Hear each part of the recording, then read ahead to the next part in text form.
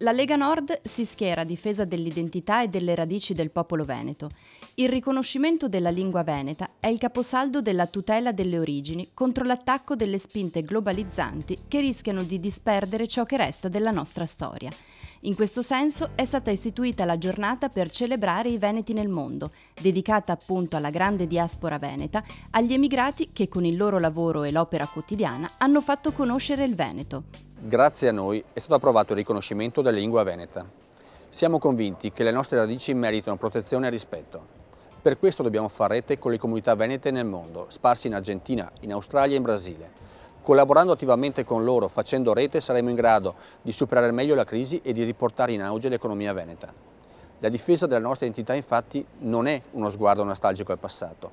Anzi, vogliamo guardare avanti rafforzando la nostra storia e la nostra cultura in un mondo sempre più globalizzato.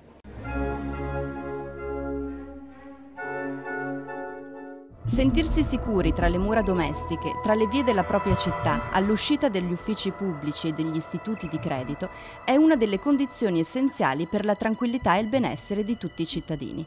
La Lega Nord, da sempre vigile in tema di sicurezza, ha presentato un progetto di legge a favore delle fasce sociali più deboli, per la creazione di un fondo regionale destinato agli anziani vittime di furti, scippi per le strade, rapine e truffe in casa. A farsi carico della prevista assicurazione saranno i comuni, che potranno attivare iniziative per la protezione degli anziani.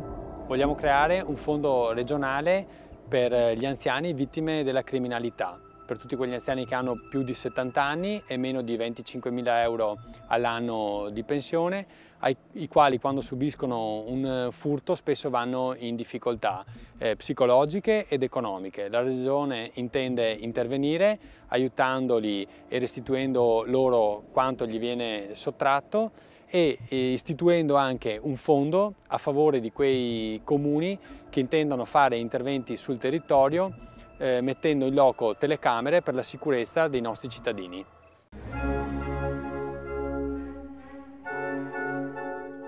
Garantire l'ordine e la sicurezza pubblica attraverso il contrasto all'immigrazione clandestina e irregolare. Questo l'obiettivo della Lega Nord, per tutelare i cittadini, per favorire una corretta integrazione e una sana coesione sociale. Deve essere espulso chi non è in possesso di un regolare visto d'ingresso o di un permesso di soggiorno, ma soprattutto chi si macchia di reati e vive clandestinamente. Secondo il Carroccio esiste tra alcuni immigrati un rifiuto del nostro modo di vivere, della nostra cultura, della nostra religione. Per le persone che non rispettano le regole, dunque, non è possibile parlare di diritto di voto.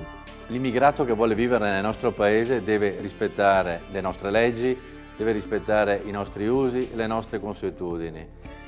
Non può vivere clandestinamente, non può vivere neanche illegalmente e tanto meno di illegalità. Noi non vogliamo i ghetti, però non vogliamo assolutamente chi delinque. Quindi chi viene a vivere nel nostro paese vive secondo le nostre regole.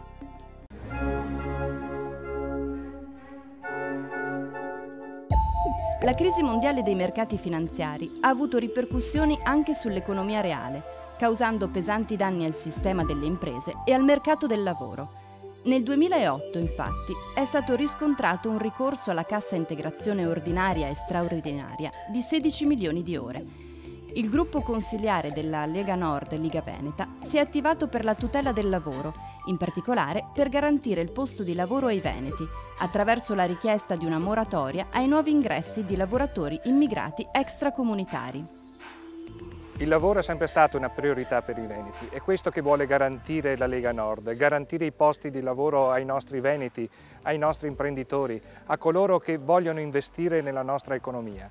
Dobbiamo garantire i posti ai nostri operai, garantirli anche a costo di una moratoria nei confronti dei lavoratori extracomunitari. Dobbiamo garantire le nostre piccole imprese, riducendo la burocrazia, garantendone il sostegno con la ricerca e la tecnologia. Dobbiamo garantire soprattutto anche gli ammortizzatori sociali per i nostri artigiani e piccoli commercianti.